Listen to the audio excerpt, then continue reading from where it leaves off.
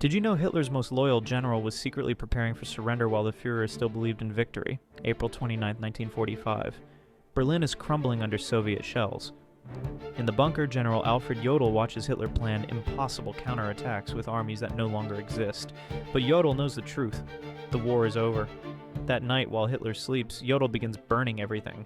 Wehrmacht battle plans, troop locations, Operation Werewolf resistance documents. He destroys his V-2 rocket facility coordinates and remaining U-boat positions. Page by page, he feeds classified documents into the flames. The next morning, Hitler calls his final military briefing. Jodl sits there calmly, discussing strategies while smoke still clings to his uniform. Hours later, Hitler would be dead. But Jodl's secret fire prevented something worse. Without those documents, no organized resistance could continue. His betrayal of Hitler may have saved thousands of lives and ended the war faster.